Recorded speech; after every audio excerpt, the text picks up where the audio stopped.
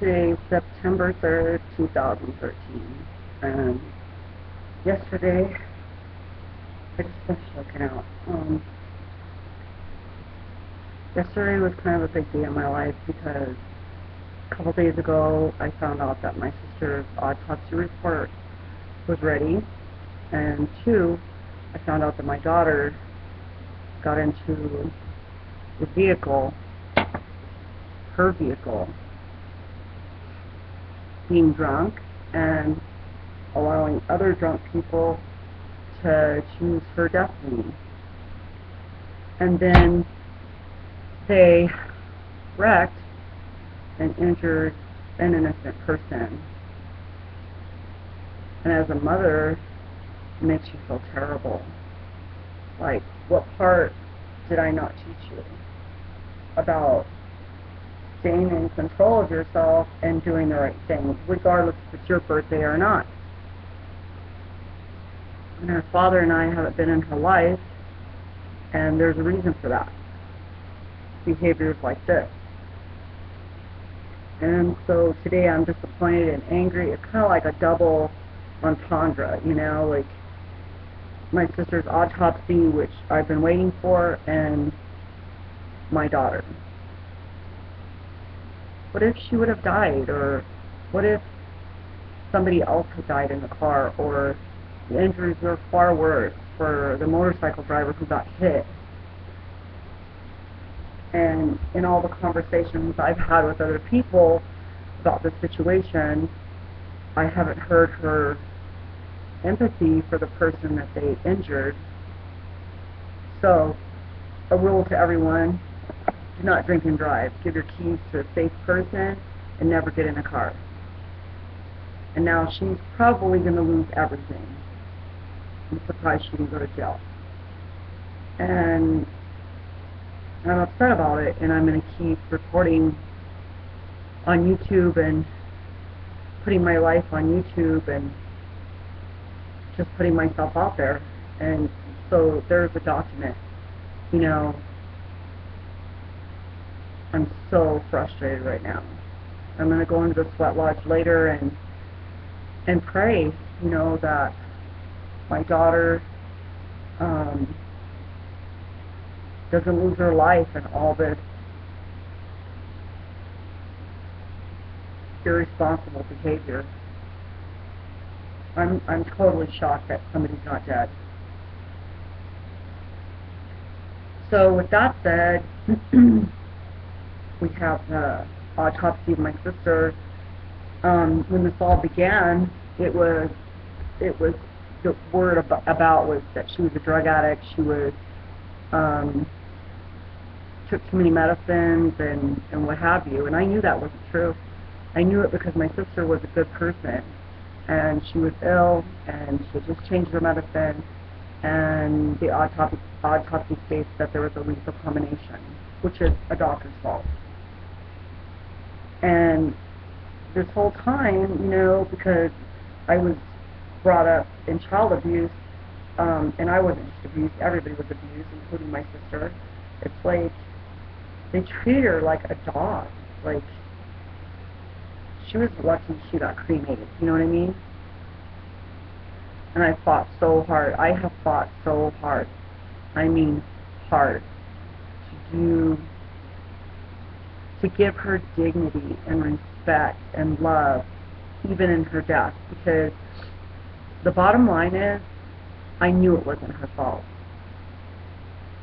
And they were so quick to judge her and just leave her in a funeral home and not take care of her in a proper manner. And that's just my opinion. I'm not saying they don't have their own opinion, but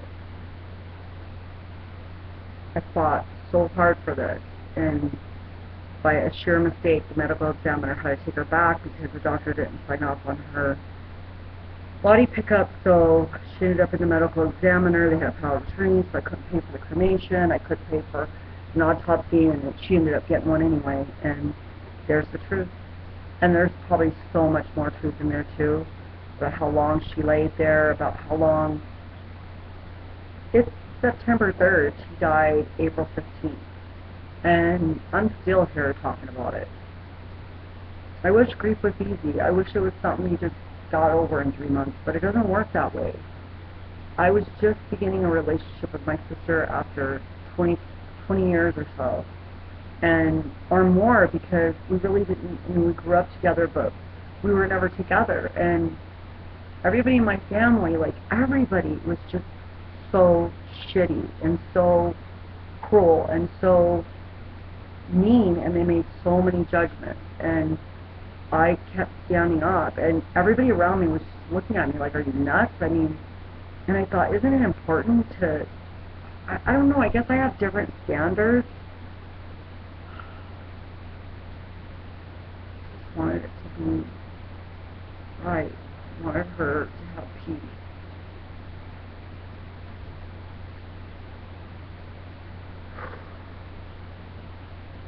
And now I fought for the truth, and the truth is there, and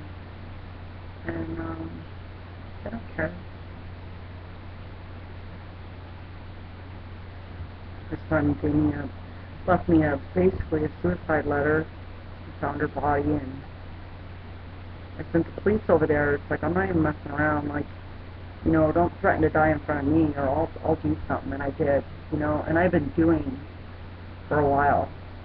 And I'm not trying to make myself better. I just thought it wasn't right. Like, I had to do the right thing for her.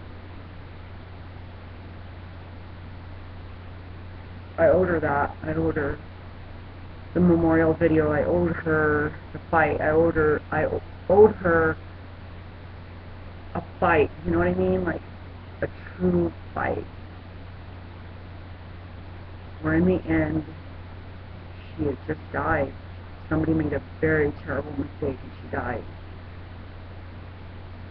And it wasn't her fault, and she would still be here, and I could call her on the phone and say, hi sis, and she'd be like, hey sister, what's up?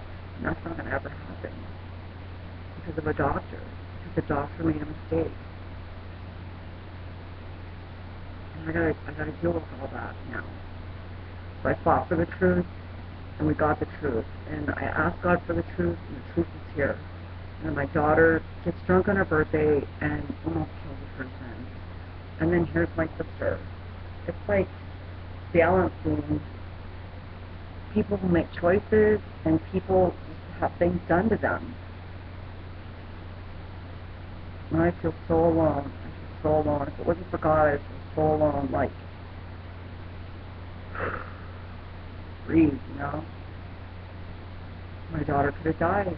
She could have killed someone. She would be in prison. Just take your pick, you know, all that could have happened. All because she wanted to get drunk on her birthday. And she gave power to another person, and they started a car, and they went down the road, and they injured a person on a motorcycle.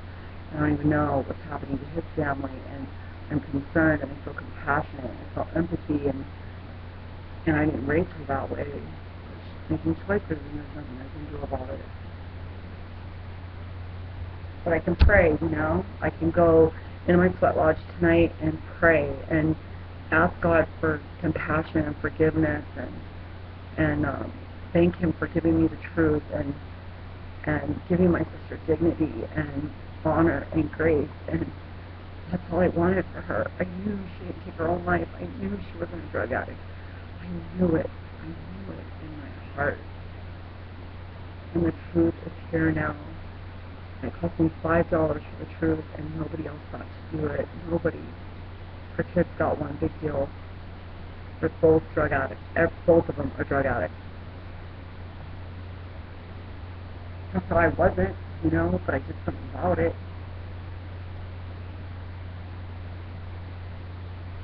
When you look at somebody and they lost someone, and you say, get over it, you're basically saying, don't be human.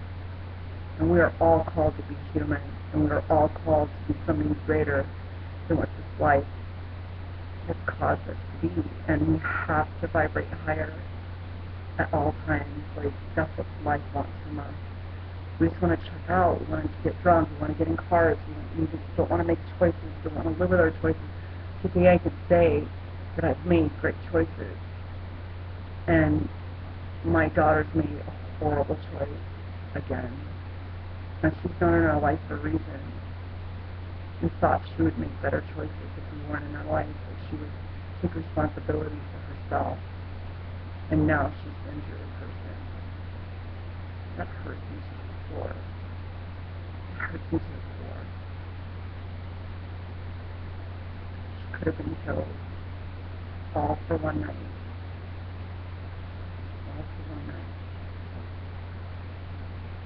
She's probably not going to go to medical school. She's probably going to lose a lot. And that's how we learn, I guess. In the meantime, my sister sat in Phoenix, and somebody prescribed her a medicine, and it didn't interact well, and she died. And that's what I wanted to hear. I wanted to hear that it wasn't her fault. I wanted to hear that she was a good person, and that what I believed about her was true. And it was. And it is. And she died for someone else's mistake, just like my daughter got drunk and almost took another life, including her own, because of her choice. And doctors told my sister to take a medicine, and she died. And my daughter made the choice to drink and drive, and drink and be a passenger, or drink and whatever, and now she's hurt another human being, and it hurts me to the core. And so, September 3rd, 2013, I won't forget you. God, help me to be a better person today. Help me to feel responsible for everyone around me. Help me to self-behave. Help me to fight for those things that are right and good and just. Help me to expect goodness, and when it comes, thank you. And when it doesn't, help me get through it. And that's what this day is all about. God, help me to survive this day. And I think of Ben Howard, The Fear, that song's in my head. My cold-hearted child, he made a fool of us all, seriously. And those cold-hearted people in my family made a fool of themselves.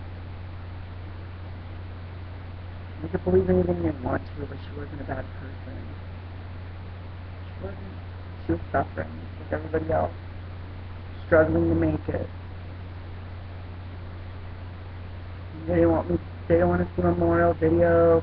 I don't think I should do anything. They don't think I should say anything. You know what? I have all those rights. I have a right to stand up for myself. I have a right to stand up for her, and I have a right to know the truth. And that's the truth. Her body laid there until it was unrecognizable. She was on the side of her bed, and I'm not even sure how many hours she sat there, but I'll find out. And people didn't care for her soul, and we're responsible to care for each other and love each other. We're responsible. We're responsible for goodness. We're responsible for love. We're responsible for patience and kindness and compassion. And sometimes we get our asses handed to us, like today. And the fight's over. Our top is here, and now I have a new fight. I let my daughter go. Let her make her own mistakes. So she may take her life in the process. God love her. Let my sister rest in peace. Thanks, sis, for the truth. And God pray for my daughter, Jen.